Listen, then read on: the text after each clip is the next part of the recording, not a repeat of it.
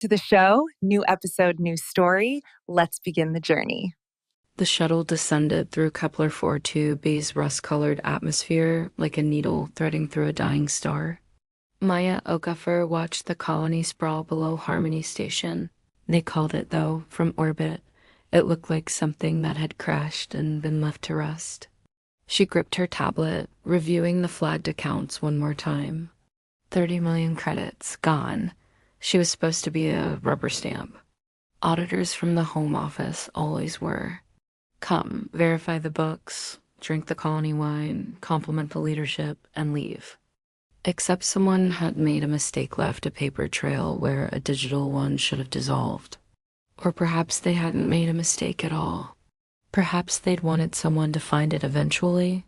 The colony director, Marcus Webb, greeted her on the landing pad with the smile of a man who'd never worried about anything in his life.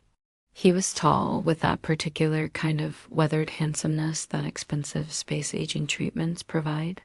Behind him stood Dr. Eleanor Chen, the colony's chief medical officer, and Governor Thrace, who technically held power, but whose eyes suggested he'd never used it for anything but blinking. Maya Okafor, Webb said, pronouncing it like a man who rehearsed. Welcome to Harmony. We're excited to show you our operation. What he meant was, we're excited to watch you leave satisfied. The colony's administrative building was all glass and pale wood, designed to project transparency, a delicious irony that made Maya's jaw tighten slightly. She met the auditing team, 3 locals who knew what they'd define before she asked for anything. Their faces were blank in the way that suggests extensive practice. For 3 days she reviewed clean books, too clean. The kind of clean that only appeared when someone had decided which truths to keep and which to bury. The medical department, however, was a different story. When she pulled the line items, she found inconsistencies that made her breath catch. These procurement orders, she said to the auditing team lead, a woman named Sarah whose nervous energy suggested she knew exactly how deep this ran. The quantum spectrometers, these prices are impossible. They're marked up 200% from market rate. Sarah's fingers tightened on her pen. There were ... transport complications. Transport doesn't cost this much. Not even on a remote colony. Maya leaned back. Someone's skimming. I need to speak with Dr. Chun. Eleanor Chun's office smelled like recycled air and something sharper chemical medical.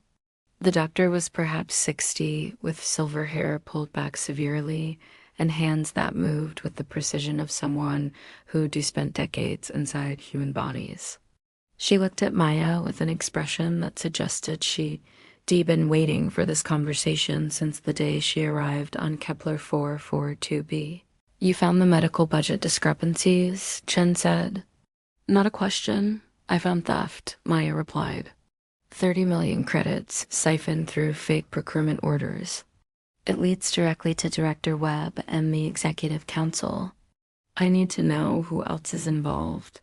Chen stood and walked to her window, looking out at the colony's medical district.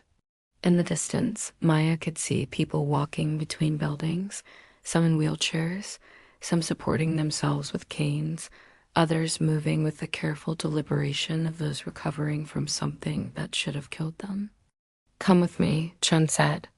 The Genesis ward was on the lowest level of the medical facility, behind 3 security doors that Chen opened with her personal biometrics. The room beyond was a cathedral of technology, genetic sequencers, protein synthesizers, neural mapping arrays. On the beds, patients lay in various states of consciousness, monitored by systems that likely cost more individually than most colonies' annual budgets. 3 years ago, Chen said softly, we had 340 people with stage 4 neurological deterioration. Kepler-4 2b's gravity is 1.2 standard. It wreaks havoc on human biology, especially for people born here. Paralysis, cognitive decline, aggressive degradation. These people should have been dead within 5 years. Many would have preferred it. She gestured to a young man in the nearest bed, his eyes moving slightly as he lay immobilized. That's David, 23. He was dying when he came to me. What happened to him? He lived, Chen said simply. We developed a genetic therapy, nothing revolutionary in theory, but in practice it required resources we didn't have. Computational power, genetic materials, compounds that don't exist on Kepler-442b naturally. So Webb found funding by embezzling, by stealing from the corporate accounts and reinvesting them into the only thing that mattered. Chun's eyes were steady. Those missing 30 million credits have kept 112 people alive who should have died screaming. They've reversed genetic degradation in 47 children born with compound mutations. They've given people futures. Maya felt the ground shift beneath her. She'd been prepared for her job audit, find corruption, report, leave, but she hadn't been prepared for meeting. You understand that I can't ignore this, Maya said carefully. This is fraud on a massive scale. The corporate office won't overlook it. I know, Chen replied, which is why I am telling you the truth instead of letting you find it piecemeal in the accounts. She turned to face Maya fully. The question is, what do you do with truth?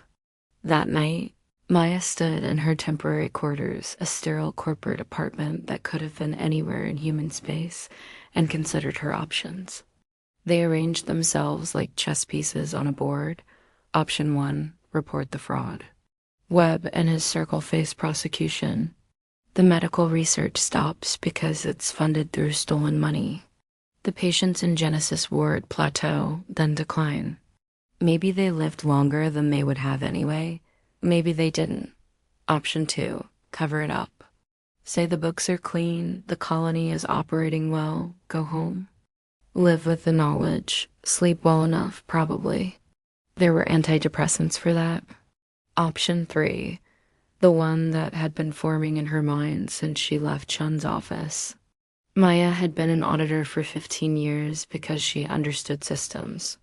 She understood how money moved through organizations like blood through veins, how leverage flowed along power structures, how a single adjustment here could create cascading effects there. Most auditors stayed in their lanes, but Maya had always seen deeper. She pulled up the colony as complete financial architecture and let herself think like a different kind of professional, not an auditor, but an architect, an engineer of fates. It would take sophistication. It would require her to manipulate data that shouldn't be manipulated, create patterns that never existed, layer deception so carefully that each revelation would lead to the next like dominoes falling upward. It would make her complicit in fraud. It would also possibly save lives while ensuring that no one who didn't deserve punishment walked free. By dawn, she'd begun to move. The first stage was establishing patterns. Maya created a second layer of financial records, visible enough to be found quickly by anyone looking carefully, but not so obvious that a casual review would catch them.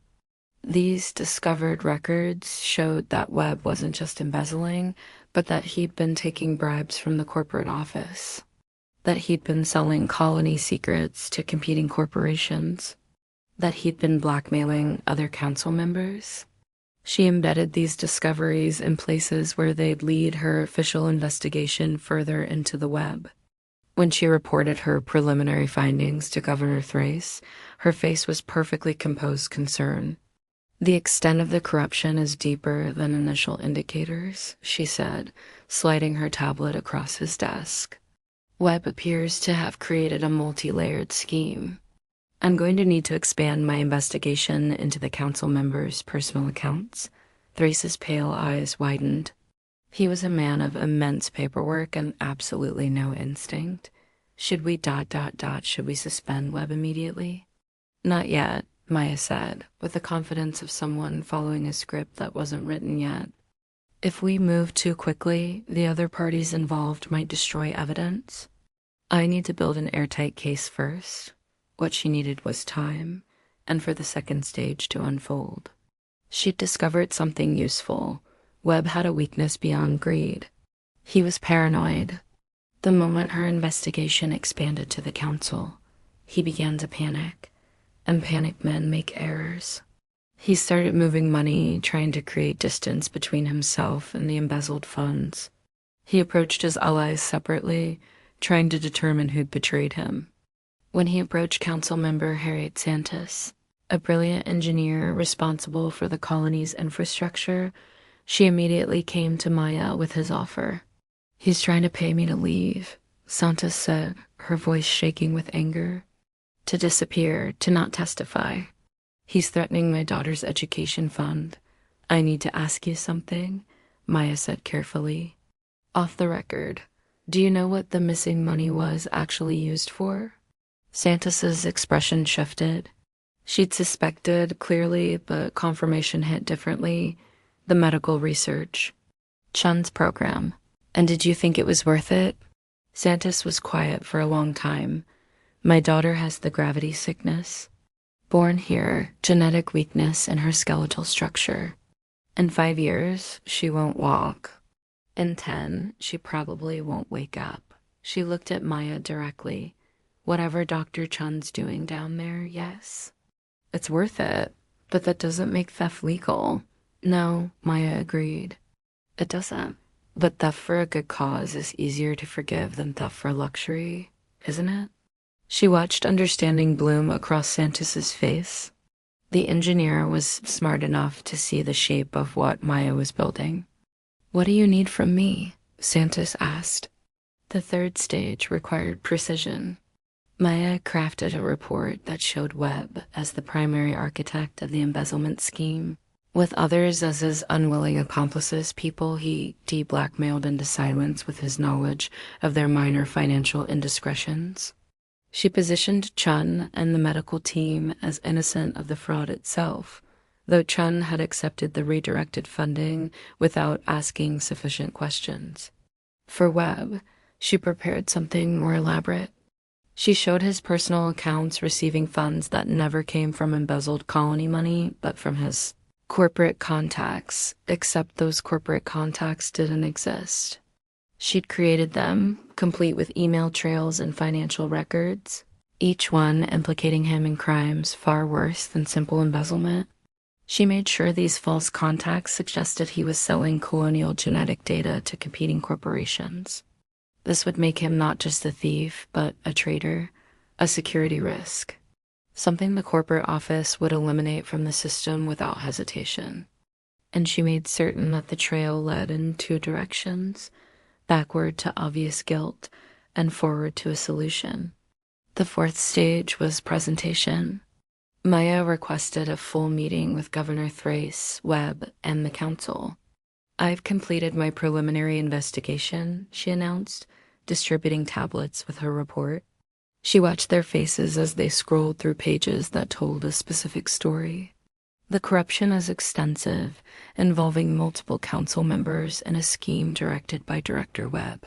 Webb's face cycled through confusion, anger, and something like understanding. He was quick enough to see the shape of it, to recognize that he was the focal point of every accusation. "This is fabricated," he said, but his voice had lost its certainty. "These contacts, I don't know these people." "My financial advisor." "Your financial advisor has already been suspended pending investigation," Maya said smoothly. "The evidence indicates a systematic embezzlement coordinated through multiple shell accounts and false procurement orders." She paused, letting the weight settle. Then she continued. "However, my investigation has also revealed something crucial." She pulled up the medical research data, redacted, but clear enough. "The diverted funds were used to finance cutting-edge genetic therapies that are producing remarkable results. Therapies that could revolutionize our understanding of gravitational adaptation in human populations." She let that sink in, then delivered the knife's edge. "The corporate office would be very interested in this research, provided, of course, that it could be conducted through legitimate channels with proper funding, which would require a serious restructuring of the colony's research and development budget." Thrace was beginning to understand. His eyes moved between the research data and the fraud allegations. "The recommendation," Maya said, is that Director Webb be immediately placed on administrative leave pending full investigation by corporate security. Given the scope of potential crimes, including apparent sale of proprietary genetic data to external parties, he'll likely face criminal charges. She turned to look directly at Webb. You're going to fall, Director. There's no question about that. The only question is how hard and how much you take with you. Then she turned to Chun, who stood in the back of the room, watching with those calculating eyes. Dr. Chun, your department has been conducting unauthorized research with diverted funds. However, your results speak for themselves. I'm recommending to the corporate office that your genetic therapy program be formally recognized as a priority research initiative. Your budget will triple assuming the colony authorizes it, and you agree to full transparency in your methods. She could see the moment Chun understood. She wasn't being punished. She was being legitimized. Finally, Maya looked at the rest of the council, a mixture of middling bureaucrats and capable people trapped in a system that neither rewarded competence nor demanded excellence. The council will need restructuring. Someone competent needs to assume Webb's responsibilities. I would recommend Engineer Santos. Santos's eyes widened, but she didn't protest. The fifth stage unfolded exactly as orchestrated. The corporate office, faced with irrefutable evidence of fraud and potential data theft, moved quickly to protect its interests. Webb was arrested by corporate security before he could even leave the colony. He was charged not just with embezzlement, but with the far more serious crime of selling proprietary genetic data crimes that didn't actually exist in any form, but which were so damaging to his defense that his lawyers immediately began negotiating a deal that would put him away for decades. The genetic research program was legitimized and properly funded. Dr. Chun suddenly had the resources she'd been stealing to obtain, but through legitimate channels that would allow her to publish her findings and establish her legacy. Engineer Santos was promoted to colony administrator, where her competence and dedication to infrastructure became exactly what the colony needed. She proved to be the kind of leader who actually cared whether the water systems worked. The honest council members, the ones who'd done nothing but collect paychecks, remained in their positions. Most people assumed they'd been complicit in the fraud. Their reputations were destroyed by association alone, their authority permanently weakened. The ambitious ones among them began positioning for Santos's old position, and their politics became so focused on internal maneuvering that they never became threats to anything important. Maya left Kepler 442 B 3 weeks after she arrived, her official report filed and accepted. The corporate office was satisfied. One criminal caught, a valuable research program saved, and a colony reorganized under competent leadership. From 50,000 miles away, it all looked like success. She never told anyone what she'd done. There was no record of the false corporate contacts she'd created. She deleted them carefully, leaving no trace of the manipulation. There was no evidence of the layer of deception she'd woven through the data, but she knew. 6 months later, she received a message through a corporate communication channel. It came from Dr. Eleanor Chen, encrypted and careful. 12 more patients have achieved full mobility recovery. The neurological damage is reversing at a pace we didn't think possible. 3 of them are expecting children, which should have been medically impossible a year ago. Whatever you did, whatever you sacrificed, it was worth it. Maya deleted the message immediately, but she kept the knowledge. She set out to audit a colony and discovered something far more interesting: the architecture of consequence. How a single sophisticated manipulation could reshape power structures, reward competence while removing threats, and ensure that the resources flowing to life-saving work would continue uninterrupted. It was fraud. It was morally compromised. It was also possibly justice of a kind that no official system could achieve. She learned that the question Dr. Chun asked wasn't rhetorical at all. What do you do with truth? And the answer wasn't report it or hide it. The answer was use it. Wield it like the tool it was. Reshape the world with it, one deception at a time, until the lies served a greater truth than honesty ever could. Maya pulled up her next assignment, another remote colony, another audit, another opportunity to see how power actually flowed beneath the surface of things. She was very good at her job. She'd spent the last month learning just how much better she could be.